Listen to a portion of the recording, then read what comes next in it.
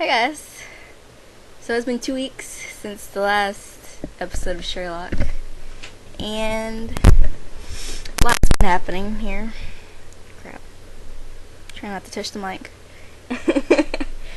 I'm sitting at my best friend's house, which is why it looks different and you can see me, which is awesome because that whole holding the phone thing is irritating.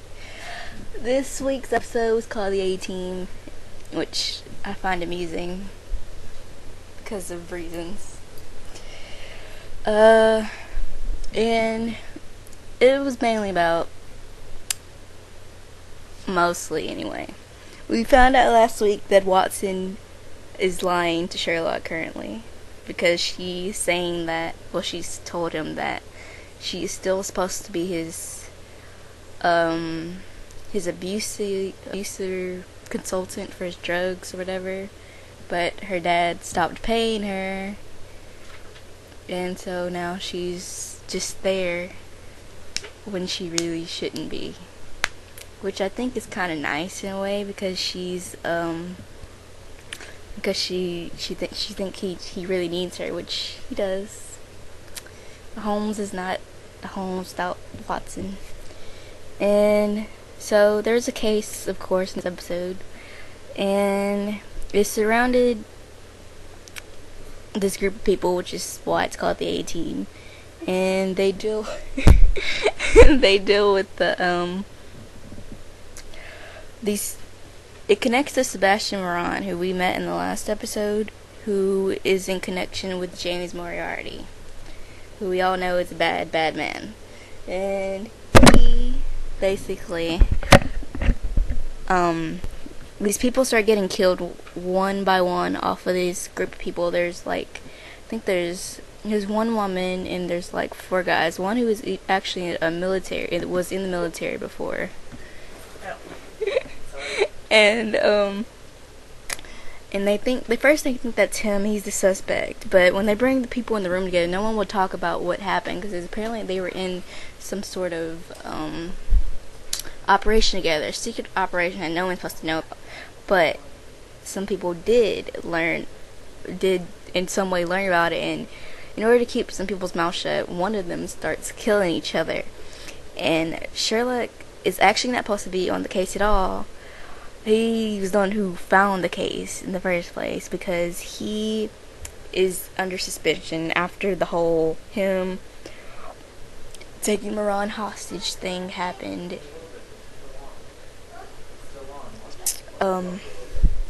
He was held hostage.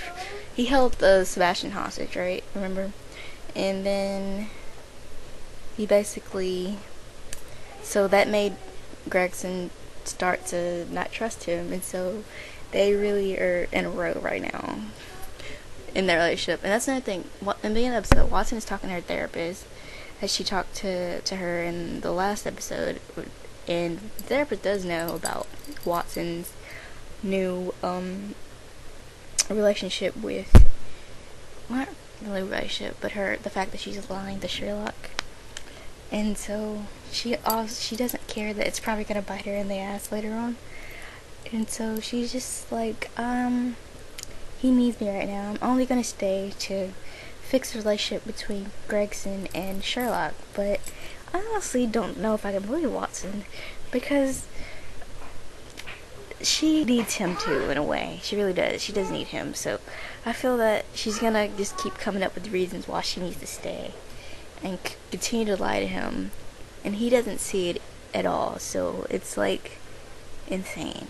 And what happened in the episode? What ends up happening is, as I thought, while I was waiting for Sherlock to catch up a bit, because he's suspended from working with the NYPD, he doesn't get a lot of the answers that other people, like he usually gets, like from the mortuary and from the detective. But he keeps contacting the detective who works along Gregson. I can't remember his name. I think it's Bell. I think it's Detective Bell. But he keeps messaging him, calling him about it and stuff. And so Gregson finds out, and he's like, "You're not supposed to be talking to him because he's suspended. He's not supposed to have any way of being in contact with this whole business, but Sherlock just not having it. He really doesn't think.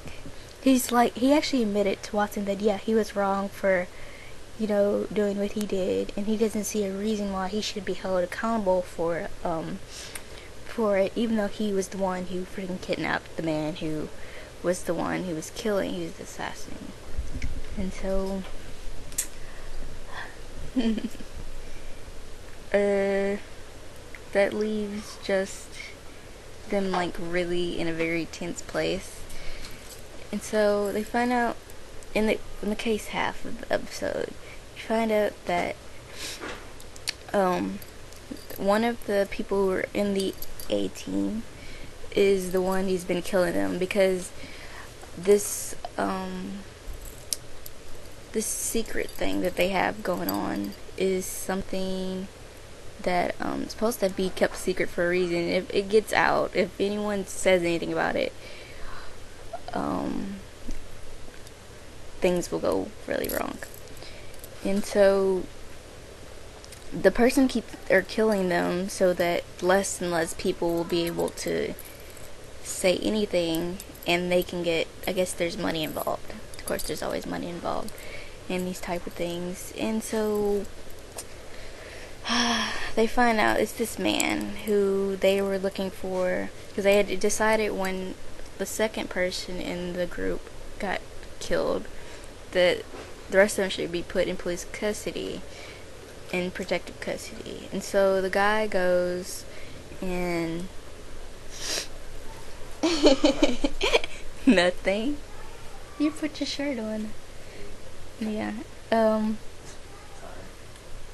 It's fine. No, you're not. I know where I'm going with this. I'm almost done. And so they find the guy who actually, they think he's just a normal person. Of course they do. He's taking care of this woman who's his wife, and she has a really bad disease, and he has to take care of her because she's really disabled. And so he's like, how long are we going to be in this hotel, this room? And that's when I got really suspicious of him. I was like, what reason is he getting all weird about things? And then we find out it's him. I automatically was like, it's just a guy. It has to be him.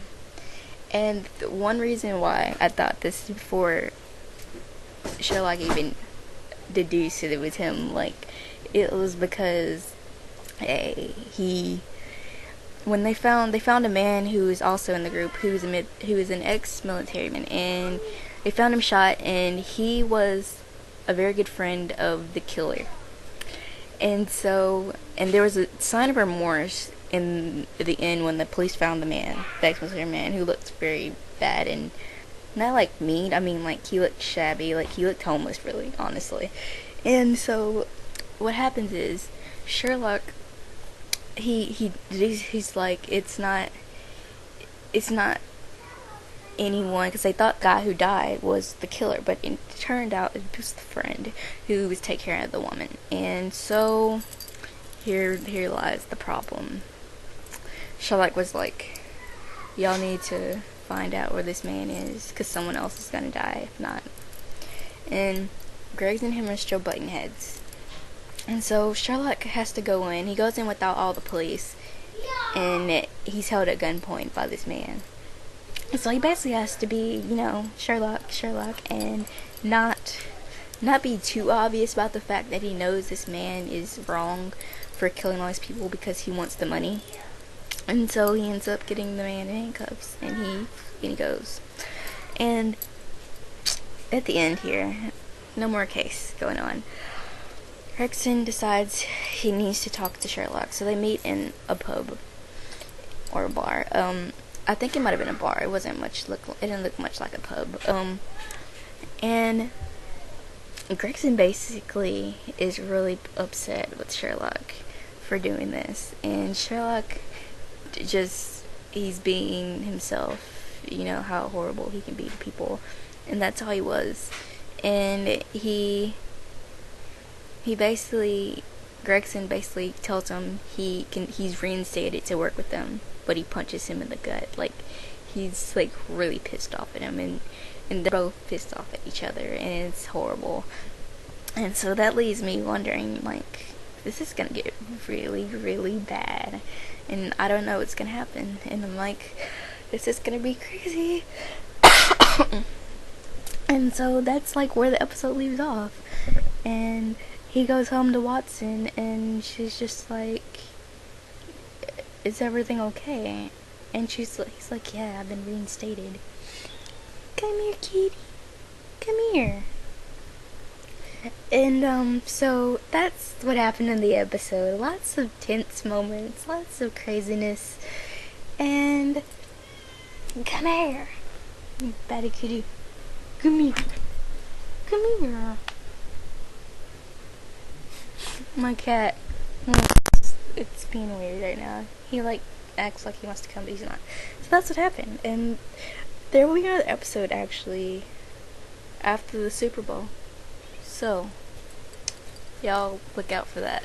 So I will be probably, I don't really watch football, but I will be watching Elementary most likely.